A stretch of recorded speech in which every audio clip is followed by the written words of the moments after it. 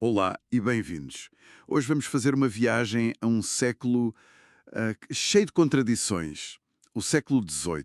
Exatamente. Por um lado, chamamos-lhe o século das luzes, da razão, mas Uhum. por outro, foi o palco de uma arte super exuberante, cheia de fantasia. Pois foi.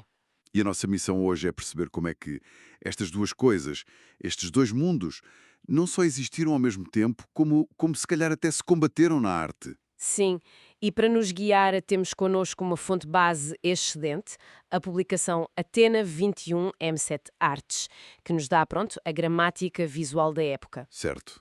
Mas também fomos buscar outras coisas, artigos de história, excertos de críticos daquele tempo, para perceber o que é que se passava por trás das cortinas, digamos assim.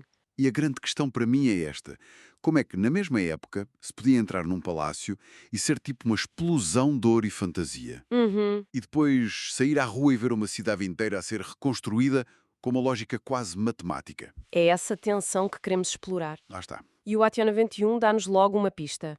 Diz que no século XVIII, mais do que nunca, se impõe o prazer dos olhos como critério decisivo. Isto é curioso.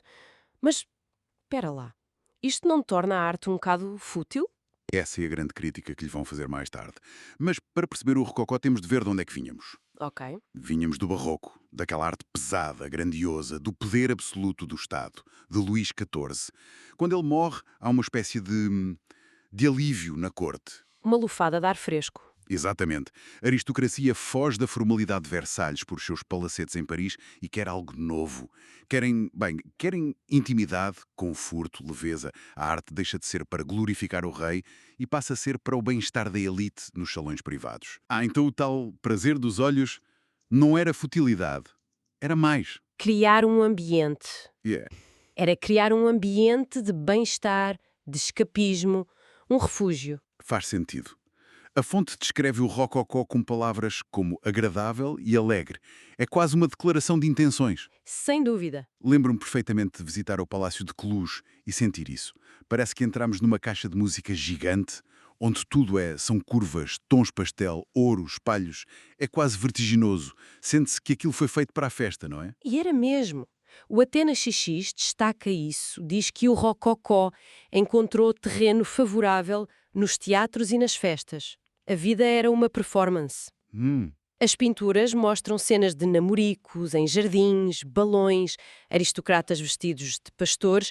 É um mundo de fantasia, um refúgio dourado. E o fascinante é que este estilo, que nasce em França, de repente torna-se tipo o uniforme da aristocracia europeia. Sim, a fonte refere isso mesmo.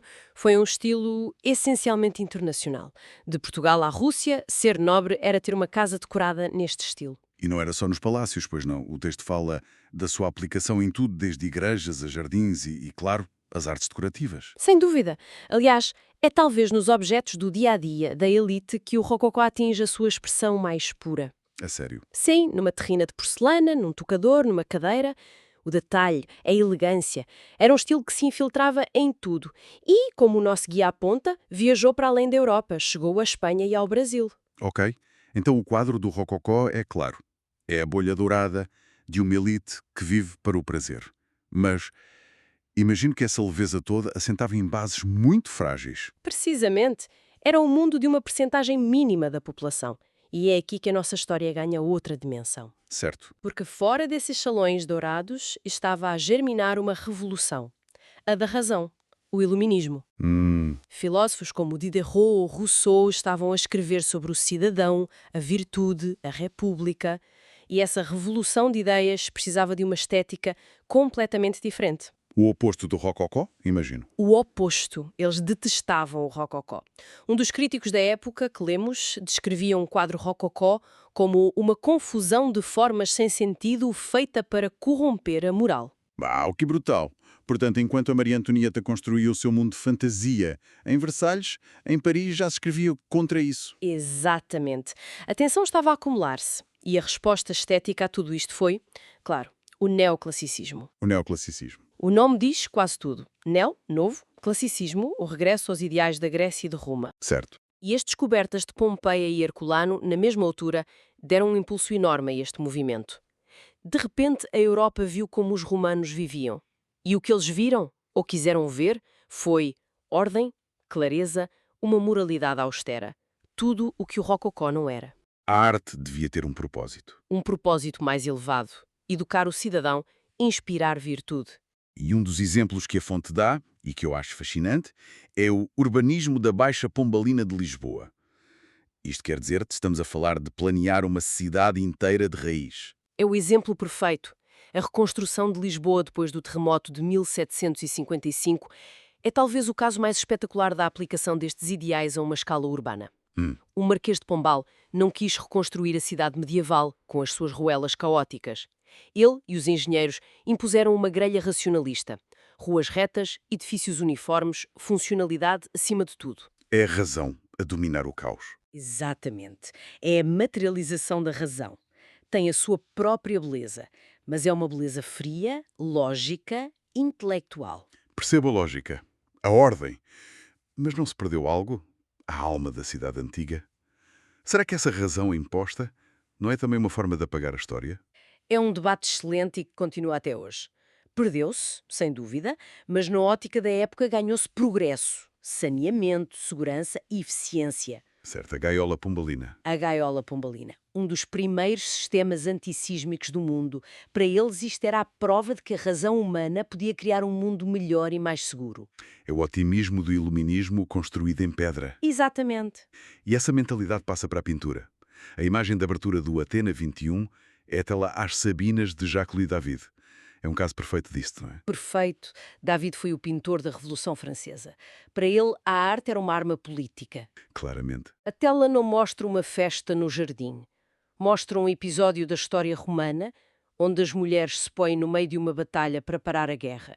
O tema é o sacrifício pela paz, a virtude cívica. E a composição é super ordenada. É equilibrada como um friso clássico. As figuras parecem estátuas. A mensagem é clara. O bem comum está acima do interesse pessoal. É uma aula de moral, não um convite ao prazer. É incrível.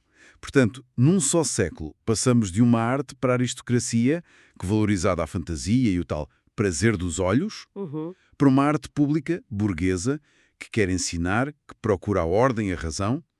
É o espelho de uma sociedade em convulsão. Mais do que um espelho, a arte ajudou a moldar essa convulsão.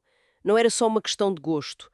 O Rococó foi o último suspiro de um mundo aristocrático à beira do abismo. Completamente desligado da realidade. E o neoclassicismo, por outro lado, deu à burguesia revolucionária a linguagem visual de que precisava para se legitimar.